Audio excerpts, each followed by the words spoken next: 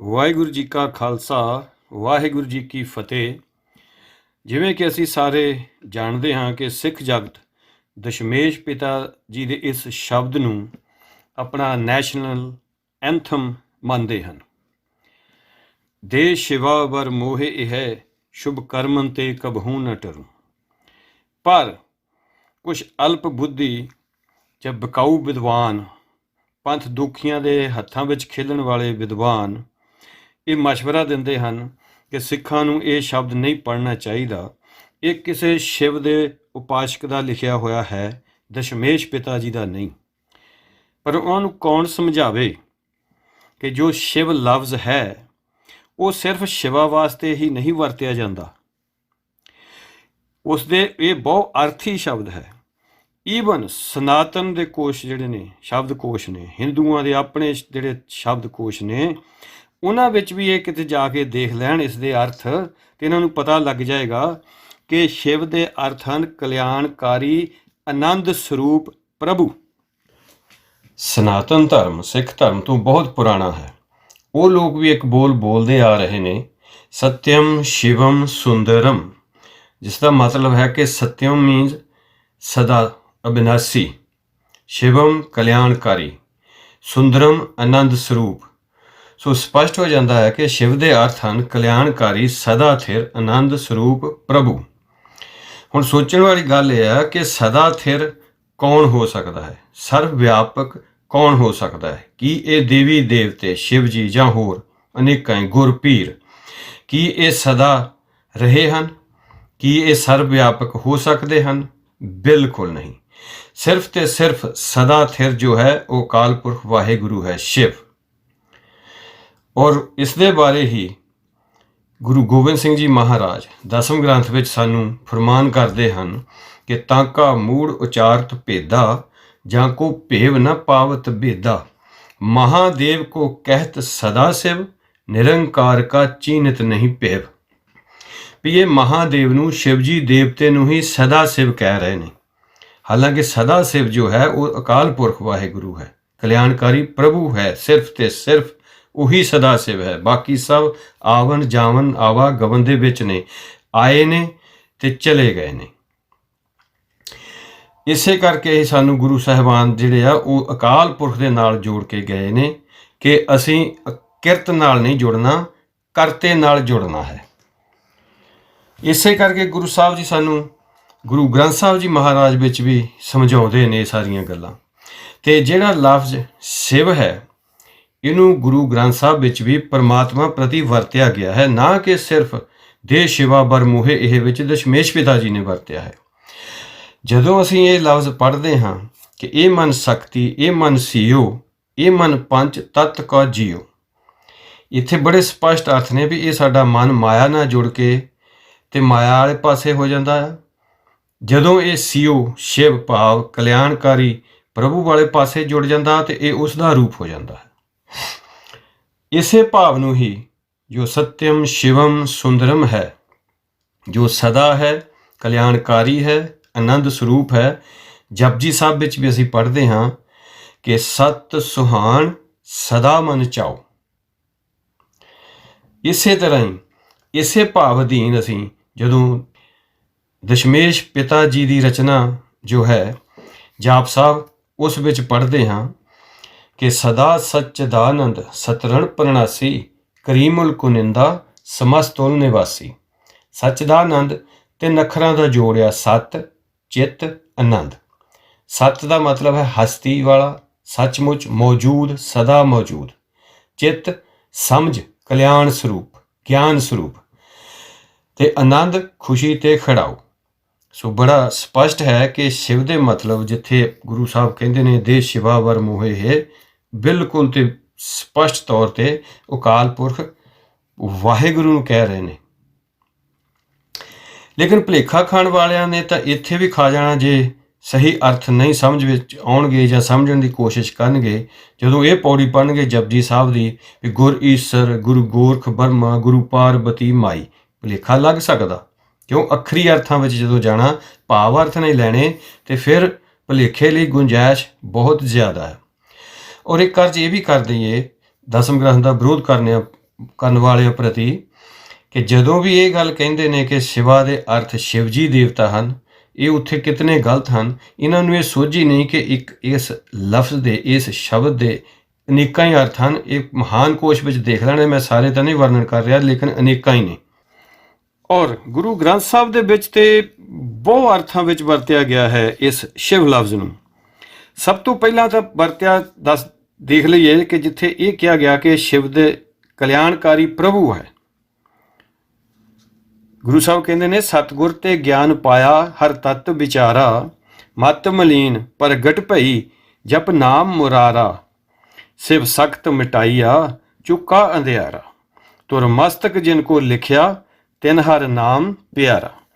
ਇੱਥੇ ਸ਼ਿਵ ਦੇ ਅਰਥ ਨੇ ਕਲਿਆਣ ਸਰੂਪ ਪ੍ਰਭੂ, ਜਿਸ ਨੇ ਮਾਇਆ ਦਾ ਪ੍ਰਭਾਵ ਮਿਟਾ ਦਿੱਤਾ ਆਪਣੇ ਭਗਤਾਂ ਦੇ ਅੰਦਰੋਂ। ਸੋ ਬੜਾ ਸਪਸ਼ਟ ਆ ਕਿ ਗੁਰੂ ਸਾਹਿਬ ਇਸ ਨੂੰ ਅਕਾਲ ਬੋਧਕ ਵਰਤਦੇ ਹਨ, ਪਰਮਾਤਮਾ ਦੇ ਪਰਥਾਏ ਵਰਤਦੇ ਹਨ।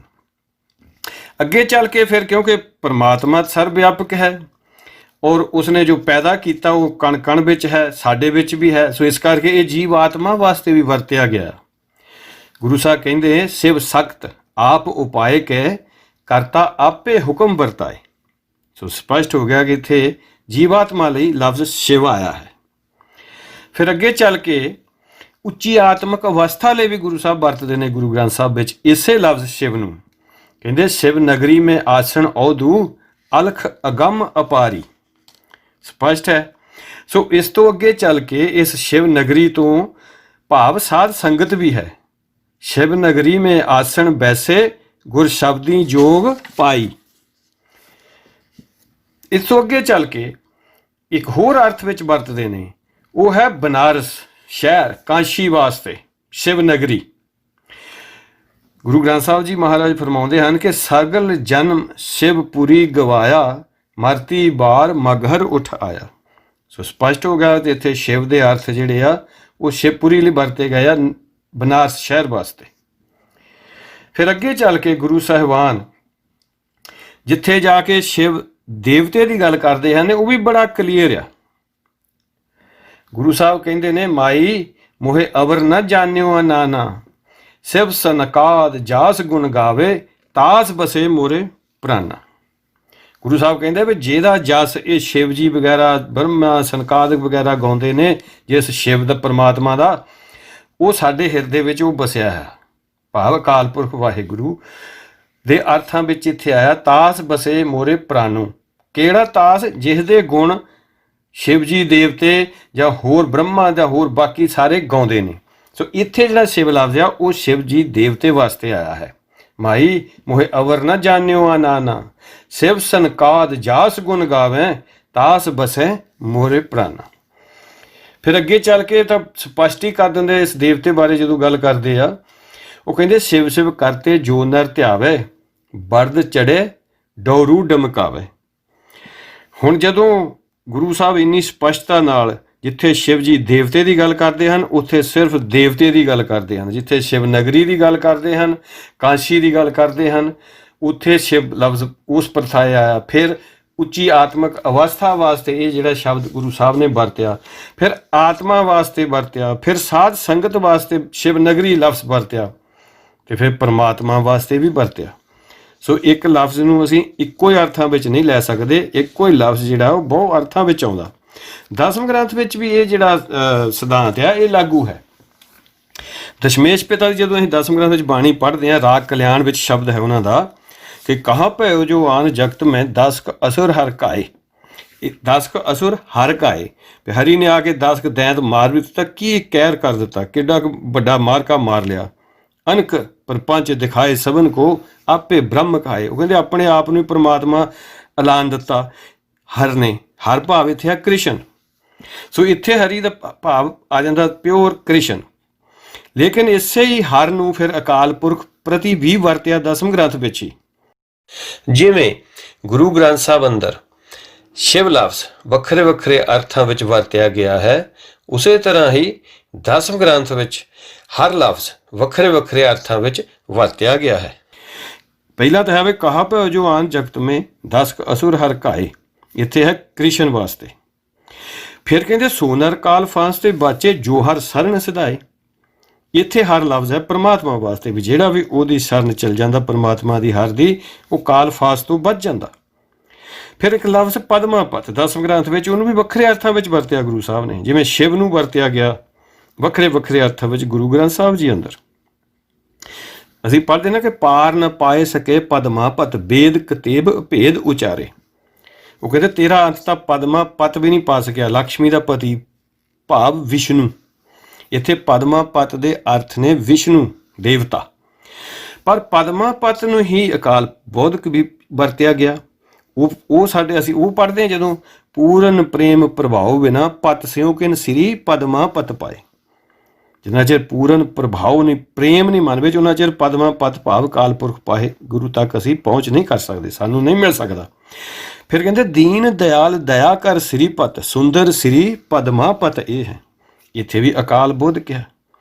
ਕਾਹੇ ਕੋ ਡੋਲਤ ਹੈ ਤੁਮਰੀ ਸੁਧ ਸੁੰਦਰ ਸ੍ਰੀ ਪਦਮਾਪਤ ਲੈ ਹੈ। ਉਹ ਕਹਿੰਦੇ ਕਾਹਦੇ ਲਈ ਡੋਲਦੇ ਆ, ਆਪਣੀ ਡੋਰ ਉਸ ਪਦਮਾਪਤ ਅਕਾਲ ਪੁਰਖ ਵਾਹਿਗੁਰੂ ਤੇ ਰੱਖੋ ਟੇਕ, ਤੁਹਾਨੂੰ ਕਿਸੇ ਤਰ੍ਹਾਂ ਦੀ ਵੀ ਕੋਈ ਪਰੇਸ਼ਾਨੀ ਨਹੀਂ ਆ ਸਕਦੀ।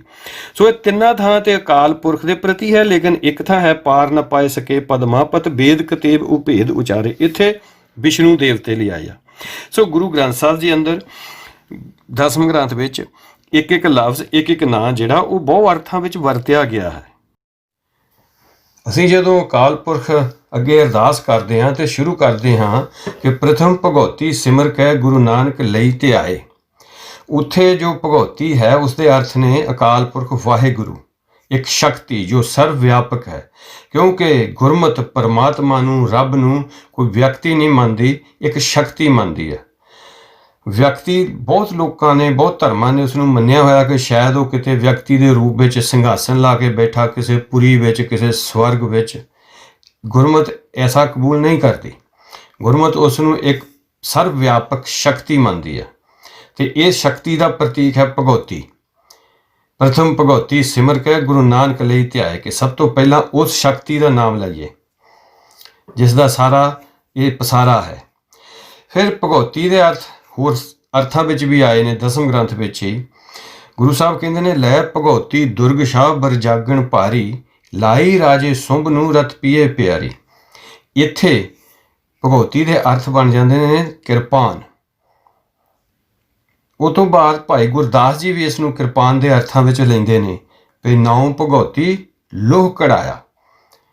ਸੋ ਇਸ ਕਰਕੇ ਇਹ ਵੱਖਰੇ ਵੱਖਰੇ ਅਰਥਾਂ ਵਿੱਚ ਇਹ ਲਫ਼ਜ਼ ਆਉਂਦੇ ਨੇ, ਲੇਕਿਨ ਜੋ ਅਰਦਾਸ ਵਿੱਚ ਹੈ ਸਾਡਾ ਲਫ਼ਜ਼ ਪ੍ਰਥਮ ਭਗਉਤੀ ਸਿਮਰ ਕੇ, ਉਹ ਉੱਥੋਂ ਆਇਆ ਹੈ। ਜਿਵੇਂ ਅਸੀਂ ਗੁਰੂ ਗ੍ਰੰਥ ਸਾਹਿਬ ਵਿੱਚ ਇਹ ਪੜ੍ਹਦੇ ਹਾਂ ਕਿ ਤਰਤਾਰ ਅਪਵਿੱਤਰ ਕਰ ਮਾਨੀਏ ਰੇ ਜੈਸੇ ਕਾਗਰਾ ਕਰਤ ਵਿਚਾਰਨ ਭਗਤ ਭਗਉਤ ਲਿਖੀਏ ਤਹ ਉੱਪਰ ਪੂਜੀਏ ਕਰ ਨਮਸਕਾਰੰ। ਉੱਥੇ ਭਗਉਤ ਦੇ ਅਰਥ ਨੇ ਅਕਾਲ ਪੁਰਖ ਵਾਹਿਗੁਰੂ, ਤੇ ਭਗਉਤ ਨੂੰ ਹੀ ਕਵਿਤਾ ਦੀ ਰਵਾਨੀ ਰੱਖਣ ਲਈ ਬਿਹਾਰੀ ਲਾ ਕੇ ਭਗਉਤੀ ਬਣ ਗਿਆ। ਸੋ ਇੱਥੇ ਬੜੇ ਅਰਥ ਸਪਸ਼ਟ ਨੇ। ਭਗਉਤੀ ਦੇ ਇੱਕ ਹੋਰ ਅਰਥ ਵੀ ਨੇ। ਅਸੀਂ ਸੁਖਮਨੀ ਸਾਹਿਬ ਵਿੱਚ ਪੜ੍ਹਦੇ ਹਾਂ ਭਗਉਤੀ ਭਗਵੰਤ ਭਗਤ ਕਾ ਰੰਗ ਸਗਲ ਤਿਆਗੇ ਦੁਸ਼ਟ ਕਾ ਸੰਗ। ਇੱਥੇ ਭਗਉਤੀ ਦੇ ਅਰਥ ਨੇ ਭਗਤ, ਆਰਾਧਨਾ ਕਰਨ ਵਾਲਾ, ਆਰਾਧੀ। ਸੋ ਇਹ ਅੱਖਰ ਜਿਹੜੇ ਨੇ ਹਮੇਸ਼ਾ ਹੀ ਬਹੁ ਅਰਥਾਂ ਵਿੱਚ ਸਦਾ ਵਰਤੇ ਜਾਂਦੇ ਨੇ।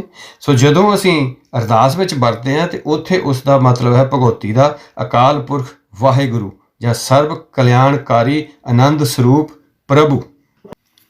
ਇਸੇ ਤਰ੍ਹਾਂ ਜਿਹੜੇ ਦਸਮ ਗ੍ਰੰਥ ਦੇ ਬਹੁਤ ਵਿਰੋਧ ਕਰਨ ਵਾਲੇ ਆ, ਉਹ ਕਾਲ ਲਫ਼ਜ਼ ਤੇ ਜਾਂ ਮਹਾਕਾਲ ਤੇ ਬੜਾ ਇਤਰਾਜ਼ ਕਰਦੇ ਆ। ਉਹ ਕਹਿੰਦੇ ਜੀ ਇਹ ਤਾਂ ਸਾਨੂੰ ਕਾਲ ਦਾ ਮਹਾਕਾਲ ਦਾ ਪੁਜਾਰੀ ਬਣਾ ਦੇਗਾ ਦਸਮ ਗ੍ਰੰਥ, ਇਹ ਕਿਸੇ ਹਿੰਦੂ ਦਾ ਲਿਖਿਆ ਹੋਇਆ, ਜਿਉਂ ਰੌਲਾ ਪਾਉਣ ਲੱਗਦੇ ਆ। ਪਰ ਅਖੀਰ ਤੇ ਇੱਥੇ ਕਹਿਣਾ ਪੈਂਦਾ ਕਿ ਉਹ ਆਪਣੀ ਇੱਕ ਅਲਪ ਬੁੱਧੀ ਦਾ ਹੀ ਪ੍ਰਗਟਾਵਾ ਕਰਦੇ ਆ। ਦੇਖੋ ਪਰਮਾਤਮਾ ਦੇ ਨਾਮ ਜਿਹੜੇ ਨੇ ਕਿਸ ਤਰ੍ਹਾਂ ਬਣੇ ਨੇ, ਕਿਸ ਤਰ੍ਹਾਂ ਪਏ ਨੇ, ਉਹਦੀਆਂ ਸਿਫਤਾਂ ਦੇਖ ਕੇ ਲੋਕ ਦੁਨੀਆ ਵਿੱਚ ਉਸਦੇ ਨਾਮ ਪੈ ਗਏ ਨੇ। ਅਸੀਂ ਹੁਣ ਜਦੋਂ ਇਹ ਨਾਮ ਪੜ੍ਹਦੇ ਹਾਂ ਵੀ ਉਹ ਅਜੂਨੀ ਹੈ, ਜਦੋਂ ਕਹਿੰਦੇ ਅਜੂਨੀ ਆ ਕਿਉਂਕਿ ਅਜੂਨਾ ਵਿੱਚ ਨਹੀਂ ਆਉਂਦਾ, ਸੋ ਇਸ ਕਰਕੇ ਉਹਨੂੰ ਅਜੂਨੀ ਕਿਹਾ ਜਾਂਦਾ। ਉਹਦਾ ਕੋਈ ਆਰ ਪਾਰਲਾ ਕੰਢਾ ਨਹੀਂ ਲੱਭ ਸਕਦਾ, ਇਸ ਕਰਕੇ ਉਹਨੂੰ ਅਪਰੰਪਾਰ ਕਿਹਾ ਜਾਂਦਾ। ਉਹ ਆਕਾਰ ਰਹਿਤ ਆ, ਇਸ ਕਰਕੇ ਉਹਨੂੰ ਅਸੀਂ ਨਿਰੰਕਾਰ ਕਹਿੰਦੇ ਹਾਂ। ਫਿਰ ਉਹ ਨਿਰਭਉ ਹੈ, ਉਦੋਂ ਕਿਸੇ ਤੋਂ ਉਹ ਡਰਦਾ ਨਹੀਂ, ਉਹਨੂੰ ਕਿਸੇ ਦਾ ਡਰ ਨਹੀਂ, ਉਹਨੂੰ ਨਿਰਭਉ ਕਹਿ ਦਿੰਦੇ ਆ। ਸੋ ਇਸੇ ਤਰ੍ਹਾਂ ਇਹ ਸਾਰੇ ਜਿਹੜੇ ਨਾਮ ਪੈਂਦੇ ਨੇ। ਗੁਰੂ ਸਾਹਿਬ ਦਸਮ ਗ੍ਰੰਥ ਵਿੱਚ ਬੜਾ ਸਪਸ਼ਟ ਲਿਖਦੇ ਨੇ, 24 ਅਵਤਾਰ ਦੀ ਕਥਾ ਜਦੋਂ ਸ਼ੁਰੂ ਹੁੰਦੀ ਭੂਮਿਕਾ ਵਿੱਚ ਇੱਕ ਗੱਲ ਉਹ ਬੜੀ ਸਪਸ਼ਟ ਕਰਦੇ ਨੇ, ਜਿਹੜੇ ਲੋਕੀ ਰੌਲਾ ਪਾਉਂਦੇ ਨੇ ਵੀ ਸਾਨੂੰ ਇਹ ਹਿੰਦੂਆਂ ਨਾਲ ਅਵਤਾਰਾਂ ਨਾਲ ਜੋੜ ਦਊਗਾ ਦਸਮ ਗ੍ਰੰਥ। ਕਿਤਨੀ ਮਤਲਬ ਉਹ ਖੁਦ ਭੁਲੇਖੇ ਵਿੱਚ ਨੇ, ਜਾਂ ਕਿਤਨੀ ਛੋਟੀ ਮੱਤ ਦਾ ਉਹ ਪ੍ਰਗਟਾਵਾ ਕਰਦੇ ਨੇ, ਜਾਂ ਉਹ ਸਮਝਦੇ ਨੇ ਕਿ ਸਿੱਖ ਜਗਤ ਨੂੰ ਸ਼ਾਇਦ ਪਤਾ ਨਹੀਂ ਕਿ ਅਸਲੀਅਤ ਦਾ ਅਸੀਂ ਇਹਨਾਂ ਨੂੰ ਪੁੱਠੇ ਪਾਸੇ ਪਾ ਸਕਦੇ ਹਾਂ ਆਪਣਾ ਜ਼ੋਰ ਸ਼ੋਰ ਨਾਲ ਝੂਠਾ ਪ੍ਰਚਾਰ ਕਰਕੇ। ਪਰ ਜਦੋਂ ਸਿੱਖ ਇਹ ਪੜ੍ਹਦਾ 24 ਅਵਤਾਰ ਦੀ ਭੂਮਿਕਾ ਵਿੱਚ ਵੀ ਜੋ 24 ਅਵਤਾਰ ਕਹਾਏ ਤਿੰਨ ਵੀ ਤੁਮ ਪ੍ਰਭ ਤਨਕ ਨਾ ਪਾਏ, ਤੇ ਗੁਰੂ ਸਾਹਿਬ ਤਾਂ ਇਹ ਗੱਲ ਮੰਨ ਕੇ ਚੱਲਦੇ ਨੇ ਵੀ ਜੋ 24 ਅਵਤਾਰਾਂ ਦੀ ਕਥਾ ਲਿਖਣ ਲੱਗੇ ਨੇ ਪਰਮਾਤਮਾ ਬਾਰੇ ਉਹ ਕੁਛ ਨਹੀਂ ਜਾਣਦੇ ਸੀ, ਕੱਖ ਨਹੀਂ ਜਾਣ ਸਕੇ, ਤੇ ਉਹ ਖੁਦ 'ਚ ਸਾਨੂੰ ਕਿਸ ਤਰ੍ਹਾਂ ਅਵਤਾਰਾਂ ਦੇ ਉਪਾਸ਼ਕ ਬਣਾ ਸਕਦੇ ਆ। ਲੇਕਿਨ ਉਹ ਫਿਰ ਉਸੇ ਵਿੱਚ ਹੀ ਦੱਸਦੇ ਭੂਮਿਕਾ ਵਿੱਚ ਹੀ ਵੀ ਉਹਦੇ ਅੰਦਰ ਜਿਹੜੇ ਨਾਮ ਹੈ ਉਹ ਦੁਨੀਆ ਵਿੱਚ ਕਿਸ ਕਿਸ ਤਰ੍ਹਾਂ ਨਾਲ ਪੈ ਗਏ ਨਾਮ ਉਹਨਾਂ ਦੇ। ਉਹ ਕਹਿੰਦੇ ਅੰਤ ਕਰਤ ਸਭ ਜਗ ਕੋ ਕਾਲਾ, ਨਾਮ ਕਾਲ ਤਾਂ ਤੇ ਜਗ ਡਾਲਾ। ਉਹਦਾ ਨਾਂ ਕਾਲ ਕਿਉਂ ਪਿਆ? ਕਿਉਂਕਿ ਅੰਤ ਕਰਤ ਸਭ ਜਗ ਕੋ ਕਾਲਾ, ਉਹੀ ਸਾਰੇ ਜਗ ਦਾ ਕਾਲ ਕਰਨ ਵਾਲਾ ਹੈ, ਇਸ ਕਰਕੇ ਉਹਦਾ ਨਾਂ ਕਾਲ ਪੈ ਗਿਆ। ਫਿਰ ਕਹਿੰਦੇ ਸੰਤਨ ਦੁਖੀ ਨਿਰਖ ਅਕੁਲਾਵੇ, ਦੀਨ ਬੰਦ ਤਾਂ ਤੇ ਕਹਿਲਾਵੇ। ਸੰਤਨ ਪਰ ਕਰਣਾ ਰਸ ਢਰਹੀ, ਕਰਣਾ ਨਿਧ ਜਗ ਤਬੇ ਉਚਰਹੀ। ਉਹ ਕਹਿੰਦੇ ਸੰਤਾਂ ਉੱਤੇ ਉਹ ਕਰਣਾ ਰਸ ਦੀ ਬਰਸਾਤ ਕਰ ਦਿੰਦਾ, ਇਸੇ ਕਰਕੇ ਉਹਨੂੰ ਕਰਣਾ ਨਿਧ ਜਗ ਵਿੱਚ ਆਖਿਆ ਜਾਂਦਾ। ਕਹਿੰਦੇ ਸੰਕਟ ਹਰਤ ਸਾਵਧਾਨ ਸਦਾ, ਸੰਕਟ ਹਰਨ ਨਾਮ ਭਇਓ ਤਦਾ। ਸੰਕਟ ਹਰਨ ਕਹਿੰਦੇ ਉਹਦਾ ਨਾਮ ਇਸ ਕਰਕੇ ਪੈ ਗਿਆ ਕਿ ਉਹ ਆਪਣੇ ਸੇਵਕਾਂ ਦੇ ਸੰਕਟ ਹਰ ਲੈਂਦਾ ਹੈ। ਹੋਰ ਬੜਾ ਇੱਕ ਕਹਿੰਦੇ ਨੇ ਕਿ ਉਸ ਨੂੰ ਕਹਿੰਦੇ ਛਲੀਆ ਵੀ ਉਸ ਪ੍ਰਤੀ ਆਉਂਦਾ, ਗੁਰੂ ਗ੍ਰੰਥ ਸਾਹਿਬ ਵਿੱਚ ਵੀ ਆ, ਦਸਮ ਗ੍ਰੰਥ ਵਿੱਚ ਵੀ ਆ। ਉਹ ਕਹਿੰਦੇ ਸਭ ਹੀ ਛਲਤ ਨਾ ਆਪ ਛਲਾਇਆ। ਉਹ ਸਾਰਿਆਂ ਨੂੰ ਉਹ ਛਲ ਸਕਦਾ ਲੇਕਿਨ ਉਹਨੂੰ ਕੋਈ ਨਹੀਂ ਛਲ ਸਕਦਾ।